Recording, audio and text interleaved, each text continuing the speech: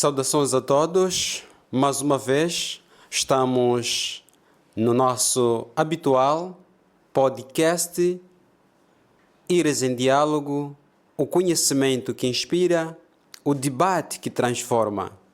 É desta forma que nós hoje começamos com o nosso debate. Como já é sabido, esta é a quarta edição do podcast Íris em Diálogo, um espaço que a Universidade de Íris proporcionou para a discussão e reflexão de matérias em vários domínios da sociedade e não só na esfera acadêmica. A razão mesmo é para trazer este lado do conhecimento fora da sala de aula. E como não vai ser diferente, hoje temos 3 convidados que desde já vou apresentar. Agradeço bastante a aceitação do vosso convite para se juntar a este debate do podcast Íris em Diálogo, o conhecimento que inspira, o debate que transforma. E eu gostaria que apresentassem e saudassem os nossos internautas que neste momento acabaram de se conectar a este nosso debate. E antes mesmo de dar a palavra, gostaria de convidar a todos para ainda se conectarem e podem visualizar e verem nas várias plataformas da Universidade Íris. Agora sim, temos nosso primeiro convidado, o seu nome, a sua função e aproveitar e saudar os nossos internautas. Obrigado. Em primeiro lugar, agradecer a esse espaço, essa oportunidade. Sou Martinho Jaime Girano. Também saudar a todos os irmãos que estão aqui, que estão a nos ver, que estão a escutar. Dizer que sou Martinho, pastor, mas também dou aulas de teologia, que contribuo tanto para, contribui tanto para o crescimento espiritual nos irmãos, nos educandos. E não só crescimento espiritual, aprende o que é Deus, aprende a lidar com o mundo. Obrigado. Muito obrigado, então, doutor Martinho, que também é o docente e pastor. Agora sim, vamos passar a palavra para o próximo convidado. Diga o seu nome, com quem estamos, o que é que faz, para os nossos internautas conhecerem. Tenha bondade. Obrigado. Boa tarde, aqui é o André Horácio, estudante da Universidade de Íris, do curso de Gestão Ambiental e Mudanças Climáticas, período laboral. Obrigado. Muito obrigado. Então, já disse que é estudante. André, que ele está aqui a representar os estudantes, portanto, universitários, não só da Universidade de Íris, mas todas as outras universidades, porque o tema que hoje nós vamos debater não diz respeito só à Universidade de Íris, mas aquilo que é o ensino superior. Mas antes disso, vamos concluir com essas apresentações, porque eu sei que os nossos internautas estão com muito apetite para poderem conhecer qual é a temática desta nossa abordagem. Agora sim, diga-nos o seu nome, o que é que faz. Bom dia. Bom dia. Eu sou a Mina Armando Faksham e sou profissional de saúde da Universidade de Íris. Primeiramente, quero agradecer pelo convite. Eu acredito que esse tema vai ajudar muito aos estudantes acadêmicos, tanto para a sociedade no geral. Muito obrigado. Então já tocamos no tema e hoje, como dissemos, não será diferente, mas o nosso tema traz uma abordagem bem diferente. Vamos falar sobre a questão de exames. Sabemos que em todas as universidades ou qualquer outra academia existe esta fase dos exames. E após os exames tem uma outra fase que é das recorrências. E, no entanto, olhamos que estas duas fases, no período das avaliações, existe uma pressão por parte dos estudantes e que esta pressão tem gerado vários contornos. Digamos, muita ansiedade, muita pressão relativamente àquilo que nós chamamos gera o estresse. E é a razão de termos aqui a nossa temática exames, recorrências e pressão acadêmica. Como está a saúde mental dos estudantes universitários? E é para isso que vamos começar a conversar com o pastor Martinho para percebermos do lado, sobretudo como docente, como tem sido quando chega esta fase dos exames e, sobretudo, a fase das recorrências, olhando aquilo que é o estado de espírito mental dos nossos estudantes. Qual tem sido a sua experiência como docente nas conversas que tem tido com os estudantes, maior número deles que vão à recorrência? Pastor, tenha bondade. Bom, primeiro, agradecer mais uma vez. Realmente é um tema muito interessante, tendo em conta que temos, não é, cruzado com estudantes, às vezes meio tristes, e o maior número desses estudantes a queixarem-se muito mais quando vão já à recorrência, olhando para eles naquilo de que quase nada eles fizeram no exame normal. Mas algo lá também nós tenho observado e gostaria de deixar no meio da sociedade, no meio dos estudantes que talvez estão por aqui olhando ou a ver, assistir esse programa, dizer o seguinte: voltar atrás às vezes não é fugir. Exato. É se preparar. Se o estudante reprovou o exame normal, não quer dizer que ele é burro, não quer dizer que ele não fez nada, mas é algo que realmente precisa o estudante motivar-se e carregar-se e ir à frente para fazer o exame de recorrência. Mas tem um porém também que eu tenho notado: a pressão também às vezes aparece quando olhamos para a própria instituição ou as instituições de ensino superior. Eles têm olhado mais os pagamentos. Quando chega tempo de exame, eles apertam os estudantes, quem pagou, quem não pagou. Então, às vezes, aquilo gera estresse no próprio estudante. Por quê? Ele, ao invés já de olhar, muito mais aqueles que não têm a situação regular, financeira, eles, em vez de se prepararem, eles já olham no pagamento. Em vez dele ficar concentrado com o exame, ele olha onde? No pagamento. Então, eu gostaria que essa parte da pressão financeira, as cobranças, fosse 1, 2, 3 meses antes de chegar o tempo de exame, que é para deixar o estudante livre, não é? Deixar o estudante livre, estar concentrado com os exames. Então, quanto ao estresse do exame de recorrência, eu também gostaria de deixar a eles, não é? Deixar um conselho que não é o fim do mundo você fazer um exame de recorrência. Eu me lembro, doutor, na 10ª classe, na minha altura, fazia-se um exame normal, depois havia exame extraordinário. Exato. Então, eu estava num grupo com irmãos, colegas, a estudar, a nos preparar, e, de repente, quando saem as listas, eu fiquei isolado no exame normal, da primeira época. Então, eu fiquei muito triste, senti-me muito mal. Como eu fico para o exame extraordinário, eu tinha que fazer esse exame e todos os colegas já foram. Ok. Mas tive alguns professores bons que me deram conselhos que não.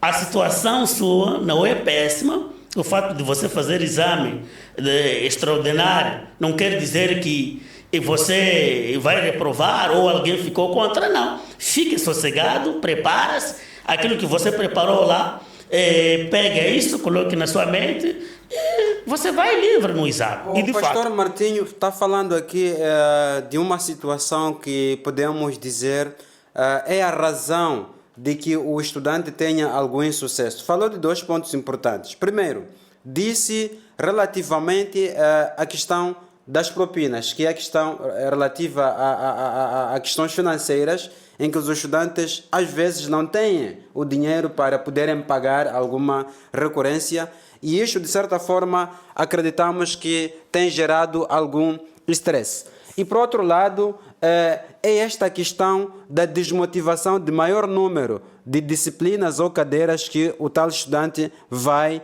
recorrer. É por esta razão que eu agora quero conversar com o estudante André. Como é que vocês têm usado estratégias acadêmicas para conseguirem gerir o vosso estresse acadêmico nas recorrências, olhando pelos problemas notórios que o pastor Martinho já avançou? Como gerem o vosso estresse acadêmico nas recorrências ou nos exames? Sim, mais uma vez, boa tarde. Respondendo a essa questão, realmente, falando de verdade, a questão de exame de recorrência nunca tem sido uma boa notícia para nós estudantes. Mas, no que diz respeito à gerência dessa situação acadêmica mediante os exames, é que, em primeiro lugar, nós sabemos que o exame de recorrência não é o fim, né? Ele não é o fim, ou como posso dizer, não é o fim do jogo acadêmico ou da jornada acadêmica. Então, o estudante, sabendo que isto não é o fim da jornada acadêmica, ele precisa, em primeiro lugar, se preparar psicologicamente, né? Porque tem a ver mais nessa parte psicológica que acabamos sendo abatidos ao ponto de não nos prepararmos para outros exames. Por exemplo, aconteceu algo muito insano, assim posso dizer. Tivemos o teste normal, neste caso da cadeira de probabilidade, onde vários colegas pressionaram o docente, né, para que ele pudesse mandar os resultados, porque nós precisávamos saber... Isto era um exame normal ou a recorrência? Era o exame normal. Ok, o exame normal. Sim. Muito bem. Então, eles precisavam saber se nós fomos à recorrência ou não, mas o docente acabou dizendo o seguinte: esperem por enquanto. Naquilo eu pude perceber o seguinte, que nós, ao fazermos o exame normal, neste caso, ao saber que há possibilidade de eu aprovar ou reprovar, então acabamos pressionando os docentes, neste caso, para saber realmente, ou seja, saber se estou bem para poder me preparar psicologicamente, assim como financeiramente, neste caso. Mas espera aí, André, está dizendo uma coisa muito bonita. Onde é que começa com o estresse acadêmico nesta fase dos exames? É quando o docente já tira a pauta de frequência e percebe que vai ao exame normal, no caso das universidades que não têm este regulamento de dispensas, ou então quando faz o exame normal e percebe que não conseguiu, agora tem que recorrer. Qual é a fase que começa com o vosso estresse? Ou o estresse começa durante as aulas porque você não se preparou melhor? Bom, na verdade o estresse não começa durante as aulas, né? Porque durante as aulas nós temos aquilo que se chama apoio, né, de toda a turma, mas o estresse verdadeiro ele começa depois da gente fazer o exame normal. Sim. Porque não conseguir uma nota adequada? Exatamente, para a transição, sim. Muito bem. Então, o estresse ele parte dali, quando o estudante sabe que durante o tempo que eu fiquei, durante 120 minutos, posso assim dizer, e não consegui alcançar. E isso abate mais, principalmente quando o estudante passa o dia, ou seja, a noite, a semana toda a preparar uma cadeira e vai no exame, acaba obtendo uma nota muito péssima, né? Então, aquilo acaba desencorajando o próprio estudante. Acaba desencorajando ele ao ponto de ele achar que não é capaz de superar. Porque se ele tentou na primeira instância, logo na segunda instância pode vir dificultar. Porque o que acontece? Muitos dos nossos docentes, eles têm a tendência de não repetir o exame, né? Eles têm a tendência de não repetir o exame. Ou seja, se o estudante acabou não se dando bem no exame 1, e a estratégia do docente é sempre mudar o exame, de modo, eu acredito, a não facilitar. Mas isso acaba prejudicando a nós, os estudantes. A estratégia do docente é de não repetir para não facilitar ao estudante. Sim, eu penso nesse ponto. Eu também aprendi algo aqui com ele, que Agora, nesse momento? Sim, nesse momento, por causa da sua explanação, descobri que o estresse inicia logo que termina o exame normal. Como? É que cada um já fica à espera. Então, eu estou a ver que o estresse começa depois de ter feito o exame. E também tenho algo para deixar, eu aprendi como docente, quando a gente faz teste, não podemos levar muito tempo, porque os estudantes lá começam a aquecer, esperar, e acaba já perdendo aquele foco então, todo. nesse momento, eles ficam mais ansiosos. Sim, mais não é? ansiosos. O que é que eu fiz? E a outra questão é que, realmente, pode ter razão. Muitos, se ele não conseguiu o exame normal, por que não repetir o mesmo exame para ele na recorrência, não é? Ele não conseguiu o exame. E nós estamos a elaborar um outro exame.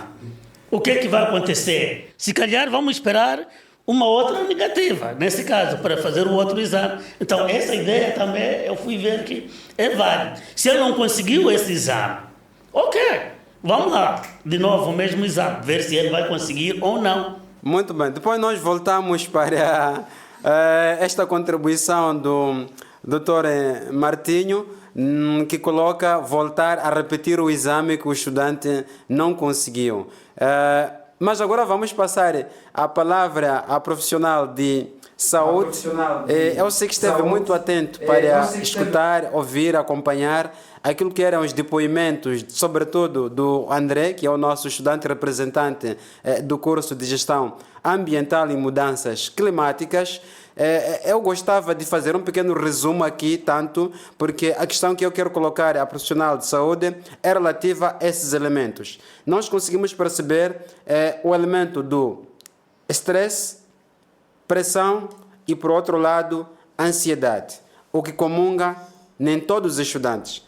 Eu quero saber se, no âmbito geral, as nossas universidades hoje, incluindo a Universidade de Íris, estão preparadas para o bem-estar psicológico dos estudantes em fases de exames, recorrências, para tentarmos, de certa forma, recuperar este lado do stress, da ansiedade e da pressão? Como as universidades podem estar preparadas para o bem-estar psicológico dos estudantes? Sim, muito obrigada pela palavra. Sim, dando continuidade, eu consegui aqui perceber qual é a dificuldade que os estudantes enfrentam. E também dizer que nem todas as universidades estão capazes para ajudar, mas deveria ser algo que podemos implementar todos os dias, porque esse é um ponto muito importante. Os estudantes realmente precisam de um profissional de saúde. Primeiramente, os exames, eles já criam um transtorno para os estudantes, um transtorno mental.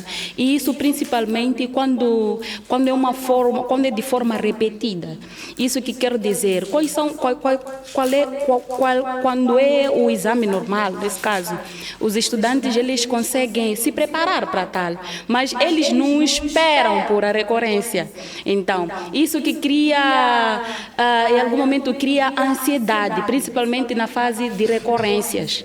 Então, o estudante, ele em algum momento se sente incapaz, porque a recorrência, em algum momento, ela cria um baixo autoestima para os estudantes. Eles acabam se sentindo incapazes de conseguir passar no exame normal e principalmente quando isso é repetido por muitas vezes. Sempre que faz o exame normal, sempre tem que ir à recorrência. Então, e em algum momento isso gera, sim, a ansiedade, gera o estresse e em algum momento falta de apetite. Falta de apetite. Sim, também. Sim, falta de apetite. Mas nós, quando os estudantes estão para realizar os exames, o o nervosismo normativo, isso é o esperado. Mas quando ele já dura mais que uma semana, aí já podemos dizer que é um caso relevante. Porque até que o Ministério de Saúde, ele define a saúde como um bem-estar físico, mental, social, econômico de todo ser humano. Então, o estudante também é um humano. Então, acredito que essas todas as dificuldades acabam deixando ele estressado e ele fica muito irritado. Em algum momento, realmente, há falta de apetite e baixa autoestima. E quando chega nesse tipo de situação, outros estudantes até acabam optando por outros caminhos. Esses caminhos ilícitos que acham que podem resolver os seus problemas.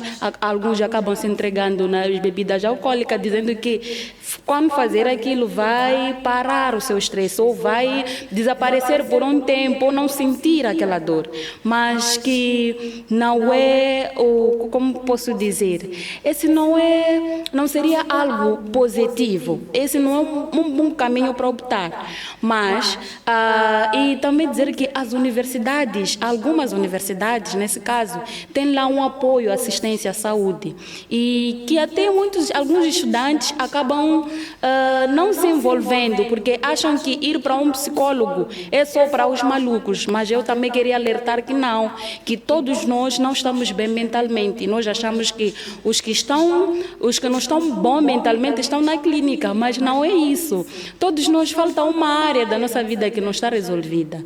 Então, se estamos numa situação dessa, óbvio que estamos a se encontrar numa dificuldade em que nós precisamos de muito apoio. Primeiro, dos profissionais de saúde, e as universidades também têm um gabinete de estudante, que só atende os estudantes, porque também conversar é uma das principais formas de aliviar a dor. Sim, porque nós como pessoa sempre precisamos um dos outros.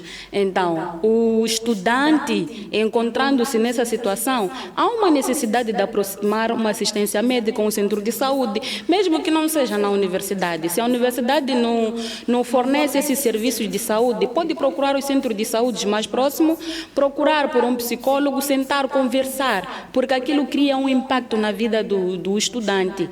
É mesmo isso. Exato. Então, é muita coisa que, de certa forma, nós acabamos deixando do lado e sem perceber que os próprios estudantes estão a passar situações. E agora eu estava a fazer uma piadinha quando ela dizia até perde apetite. Eu nunca pensei isso, não é? Que por causa de uma recorrência você não vai comer mesmo. Mas é normal, não é? É normal. E é por esta razão que nós queremos perceber com o André. Então, meu caro André, diga-me, pois, você já passou uma situação dessas de falta de apetite porque foi a teologia a recorrência ou a uma outra cadeira? Qual é a sua experiência? Como é que tem sido para poder equilibrar o seu estresse? Talvez vai ajudar muito aos seus colegas estudantes. Como é que fazes para equilibrar o seu estresse? Bom, sim, respondendo a essa questão quanto à falta de apetite, realmente eu nunca fiquei assim sem apetite. Não, contigo não é possível. Não, comigo não acontece. Mas eu acredito que com os outros sim acontece. Né? Não quero aqui ignorar que com os outros pode vir a acontecer. E o que eu faço para poder gerir, né, essa situação? Em primeiro lugar é estar calmo. Né? Estar calmo. Estar calmo, sim. Estar calmo. E outra coisa também é aquilo que a doutora disse, conversar com pessoas que estão para me ajudar. Porque tem no caso em que num grupo de colegas você acaba indo à recorrência, outros não. Ao invés daqueles teus colegas te apoiarem, acabam te julgando, acabam falando assim coisas que em algum momento podem até ferir você. Mas a única coisa que eu faço é o seguinte: buscar estar calmo e em seguida conversar com pessoas que têm o intuito de me ajudar. Sim. Muito bem, então sempre recorre às pessoas mais próximas para poderem ajudar. Vamos ouvir o pastor Martinho, aí também como docente. Qual é o papel, Dr. Martinho, do próprio docente neste processo de pressão acadêmico, sobretudo dos estudantes, o que é que o professor deve fazer para poder ajudar a estes estudantes? Porque o estudante dizia, há professores que não facilitam.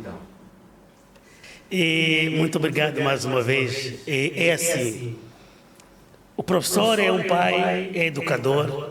Eu tenho falado isso nas salas de aula, quando estou lá com os meus colegas estudantes, que todo professor não fica satisfeito com a reprovação de um estudante. Esse é o normal de um professor, porque o professor é um pai. Então, a primeira coisa que o estudante tem de levar é que, quando estiver na sala, ele a pensar de um professor, uma situação como essa, é preciso ele ter em conta que o professor é meu pai e ele, quando coloca o teste, a intenção base é de ver o estudante a dominar aquela matéria. Esse é o primeiro ponto. O segundo ponto é que estudante pode fazer um teste, ele dizer que, ok, eu fiz bem o teste. Aquele teste eu já tenho 20, mas pode ser a sua impressão. Por isso, é necessário, não é? Tem de haver uma concentração. O estudante tem de estar concentrado para qualquer teste que lhe aparece, para não fazer o quê? Não acontecer algo que ele não esperava. Nesse caso, olhando para os professores, nós como professores, primeiro é aconselhar. Nós temos que ter aulas, palavras de sapiência no meio dos nossos estudantes e saber esclarecer os fatos. Por exemplo, nesse exame, eu recebi, porque sou muito aberto, alguns estudantes ligaram. Oh, docente, como é possível ter 12? Não é? O que eu faço? Eu me dou tempo. Vamos lá. Onde você está? Estou no sítio X. Eu estou lá. O que você pensa no número X? É aquilo. Não foi isso. Era aquilo. Mas onde é que eu falhei? Não, você falhou aqui, nesse ponto e aquele ponto. Então, o estudante, ele já fica livre, claro, com o estudante, sabe que realmente a questão não é do professor, a questão é minha. Eu pensava que a resposta é essa, mas a resposta foi aquela. Então, o que é que nós temos que fazer? Temos que criar um ambiente de amiguismo, não é? Entre o estudante com o professor. O professor não pode ter um comportamento que afasta o estudante. O estudante tem de ser o nosso amigo. E a outra coisa é que, no tempo das aulas, nós temos que, não é, assimilar, olhar. Até que ponto? Porque é necessário, é bom fazer autoavaliação, porque não é normal fazermos um teste, por exemplo, de 30 alunos e reprovarem quase 25. E nesse caso, passarem só 5. Isso é uma doença, é uma preocupação para o próprio docente, não é? Alguma coisa, ou os estudantes são burros, mas a maior probabilidade é de que talvez não se percebeu a matéria. Então, para evitar o estresse nos estudantes, é preciso nós, como docentes, aproximarmos, termos um comportamento saudável para com os nossos educandos, como dando, não é? Aconselhando que esse não é o fim, estando com eles, que você é forte, mas você ficou naquilo, vai naquilo, você é capaz. Então, o estresse vai reduzindo na medida em que ele vai ter o quê? Amizade entre ele com o professor, sabe? Claro, não, afinal de contas, eu não fui à recorrência porque o professor não quis que eu passasse, mas ele vai entender que não. Eu não fui à recorrência porque não consegui esse número e aquele número. De fato, ele vai para lá, irá para o exame de recorrência, ele tão aberto, vai se preparar ainda mais, porque não vai olhar o professor, ele vai olhar a sua própria pessoa, que eu é que tenho que me esforçar para eu poder passar nisso. E a ansiedade também não vai me levar a ter um bom resultado. É preciso a gente desvaziar a mente, aquilo que a doutora estava a falar. Eu conheço, eu mesmo para o meu lado, quando não é tempo estudante, cheguei no momento que reprovei, eu não tinha apetite nem de almoçar, nem para conversar com alguém. Chegar em casa, entrar no quarto, dormir até o dia seguinte. As pessoas saberem que o Flávio Martins já reprovou. E voltar. Mas alguns professores, às vezes, até ligavam, naquela altura não havia nada, vinham em casa, Martins, reprovei. Não, ganha mais força. E eu saía fora, porque já não sentia vergonha, sabia que, afinal de contas, é um ato normal, eu tenho que estudar mais. Então, é mais ou menos isso, temos que criar, não é um ambiente saudável entre estudantes, assim como o... Exato. Para quem acaba de se conectar conosco, estamos no podcast do Íris em Diálogo, o conhecimento que inspira, o debate que transforma, e hoje temos 3 convidados para esta nossa reflexão, que já quase estamos no final do nosso debate, mas contamos aqui com a presença do Dr. Martinho, ele que é também o pastor e docente da Universidade de Íris. Estamos a representar aqui o estudante André, que é do curso de Gestão Ambiental e Mudanças Climáticas, e por causa da natureza do nosso tema, exames, recorrências e pressão acadêmica, como está a saúde mental dos nossos estudantes, convidamos a profissional de saúde, então ela que está também aqui a discutir conosco na qualidade de profissional de saúde, que é a Mina Armando. Muito bem, agora nós vamos passar aqui a palavra para o nosso estudante André, em jeito de considerações finais, sobretudo alguma experiência que o nosso estudante tem passado no seu dia a dia. Ele já tinha avançado em grande parte, aquilo que são as suas vivências, que alguns professores não facilitam, mais do que não facilitar. André, há uma questão pontual que nós temos visto, sobretudo nos corredores, e ouvimos maior número dos estudantes que têm cerca de 3 a 4 cadeiras pedem anular a matrícula porque entendem que eles não vão a tempo. Como têm sido os vossos debates nos corredores com os vossos colegas que têm esse tipo de princípio porque reprovaram nas recorrências, pensam que a vida terminou? Como é que vocês se ajudam? Sim, bom, quanto a essa questão... Primeiro, acontece ou não? Existem casos? Sim, existe. Como é que vocês sensibilizam os vossos colegas que têm essas situações de reprovações em 2 ou 3 disciplinas? Sim, realmente essa situação ela acontece e como nós temos sensibilizado os nossos colegas, é o seguinte: em primeiro lugar, é mostrar que a pessoa não foi à recorrência porque não sabe nada, né? Não significa, como estávamos aqui a dizer, que o que leva a pessoa à recorrência não é o fato de não estar preparada, ou seja, não assimilar a matéria. Tem esse ponto que tem a ver com a questão financeira, né? A questão de irregularidade dentro da universidade.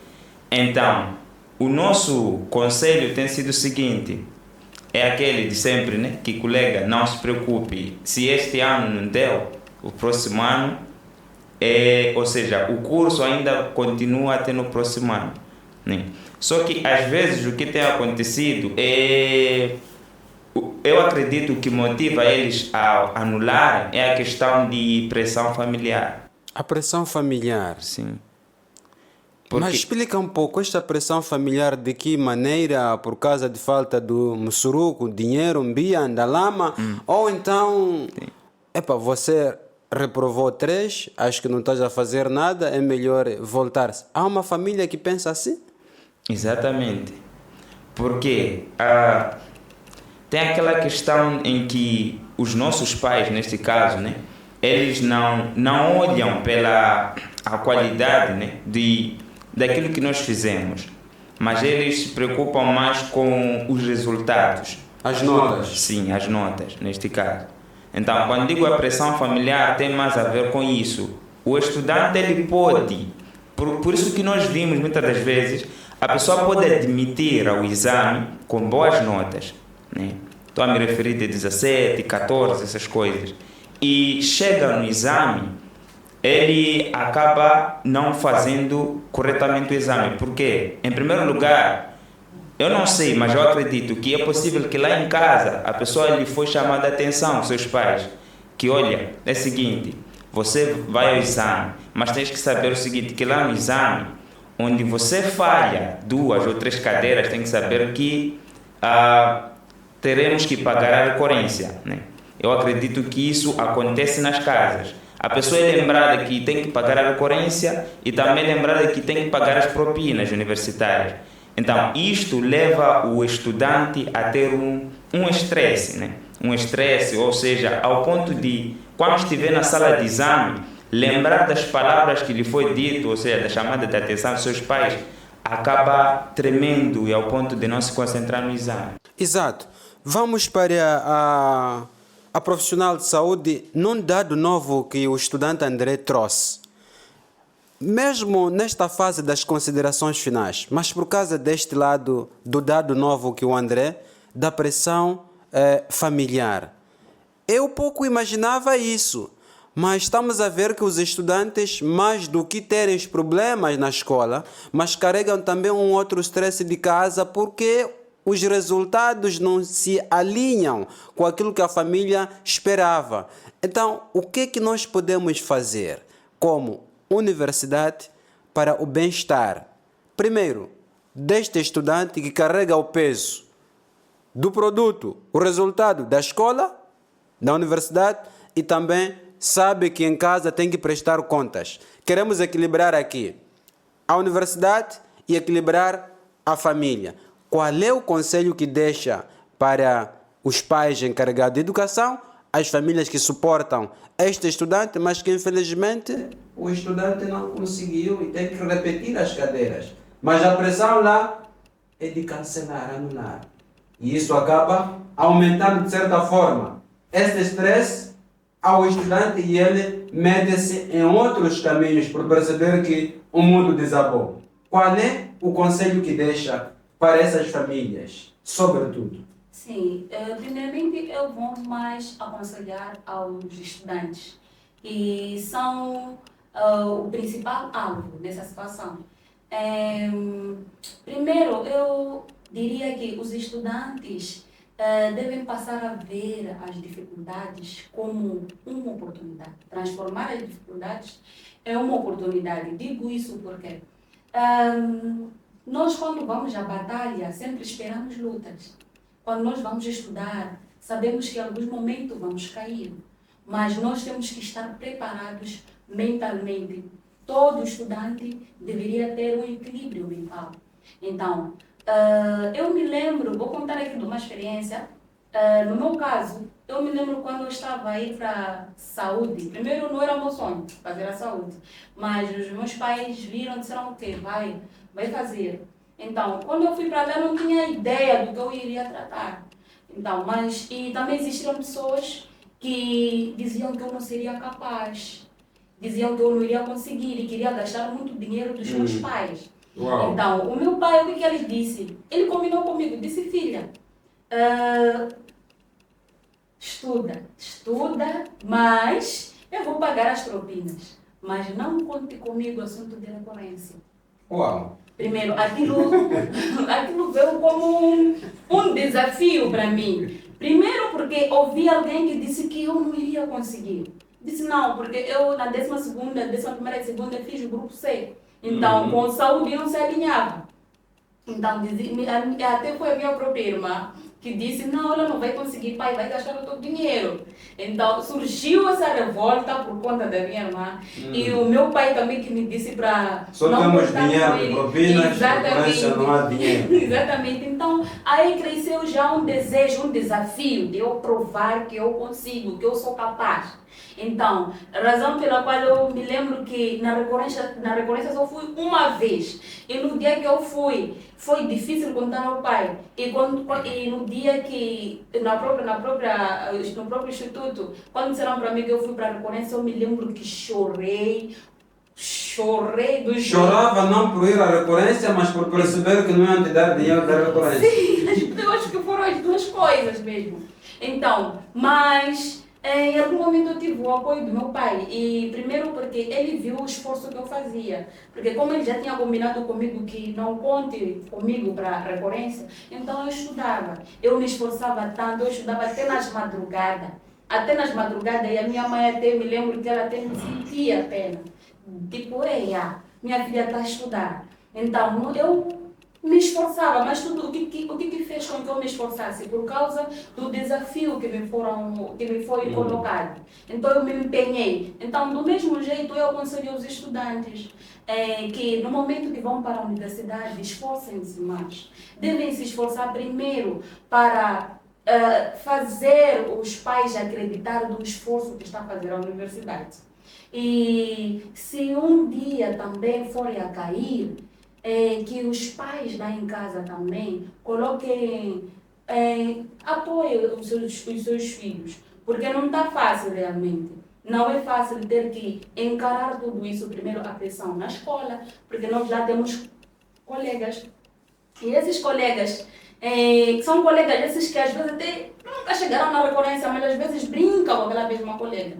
Então isso, como eu estava a dizer antes, acaba criando realmente o baixo autoestima. Então é necessário que primeiro o estudante se autodesafie e os pais encarregados estejam a par para apoiar os estudantes. Isso não só os pais, porque realmente ter que pagar recorrências ou às vezes ter que repetir de ano, isso cria um distúrbio mental também para os próprios pais. Em algum momento eles acabam proferindo palavras para os seus filhos. Eu, como profissional, já recebi, por acaso, casos assim no setor, de estudantes que se sentem mal por causa da forma que são tratados em casa. Uau! Sim, exatamente, da forma que são tratados em casa. A dizer que, em algum momento, o estudante até acaba concluindo que os pais não gostam dela, mas é por causa do estresse ou o momento em que os seus pais se encontram naquela situação e eles também não sabendo agir ou conversar com os seus filhos,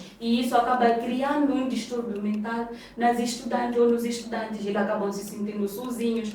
Por isso, se formos a ver, nós como profissionais de saúde conseguimos notar isso nas universidades. Uma pessoa que se encontra nessa situação, para alguns, porque a recorrência realmente de como encarar depende do estudante.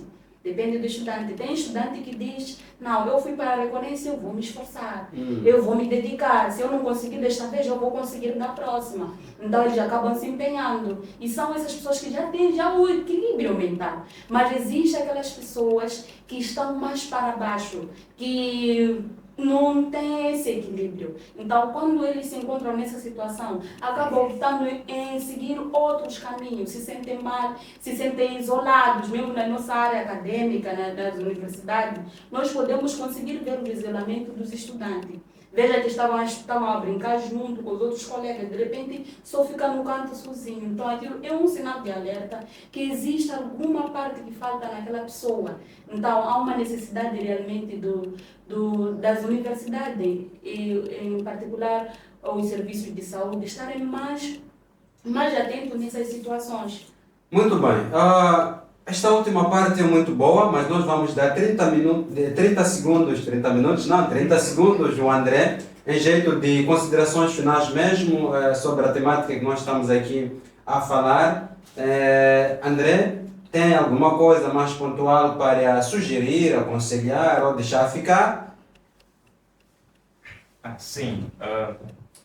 Realmente, né, dizer que o fato de um estudante, ou seja, nós estudantes, irmos à recorrência, o meu conselho é o seguinte: não devemos olhar a recorrência como game over, né, como fim do jogo, mas temos que olhar a recorrência como um motivo de me fazer estudar mais.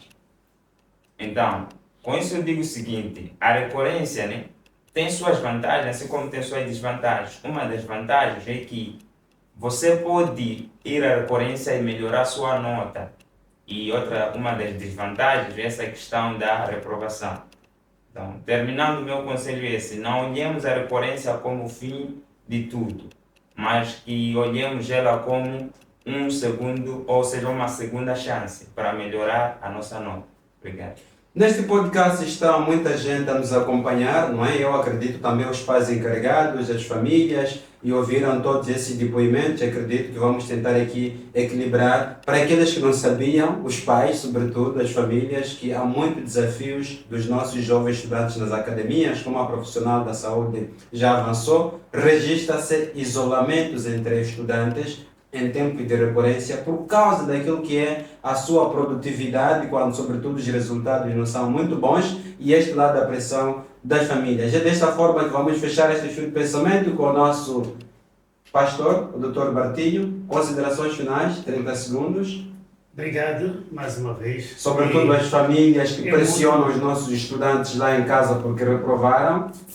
Sim, de fato é algo notável, não é? Mas a primeira coisa, antes de chegar, gostaria de dizer o seguinte: estar na universidade é uma responsabilidade. Então, todo estudante que vai à universidade, antes de mais nada, ele tem de tomar uma atitude diferente daquilo que ele é, tem de saber que ele é responsável.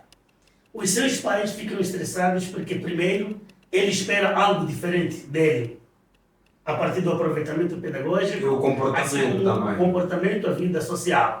Ele espera algo diferente. E para os pais, eu também vejo aqui, eu aconselho, para fazer o acompanhamento, não dizer qualquer. Ele, como já está lá, é adulto, está na universidade, e ele ficar relaxado. Ok, estou à espera do resultado. Eu vejo que deve haver aqui um elo de ligação entre o seu filho, o seu educando, que está na universidade, até o gabinete financeiro da própria instituição. Por quê? Há aqueles irmãos que podem levar dinheiro, dizer que vai pagar, e não paga. Chega lá, um chilling, que é falta de responsabilidade do próprio estudante. E a outra coisa que eu falo também, nesse estresse, olhando para o estresse do estudante no tempo de exame, assim como para o exame de recorrência, as instituições de ensino superior, era bom que eles ainda devolvam aquele primeiro meu passo, que as cobranças não podem ser feitas no momento, sabendo uma semana antes para o exame, você vai cobrar um estudante. Se você não pagou, você não vai fazer o exame. Essa aqui, esperamos mesmo um resultado positivo? Não. Eu estava a pedir, queria deixar esse conselho, que é necessário que se faça isso um momento antes, que é para deixar o estudante livre. Se for o momento, ou se o caso de poder chamar a pessoa que está a pagar, que chame, conversem, sente 2 meses antes. Daí ele fica regular e daí chega o exame livre, fresco.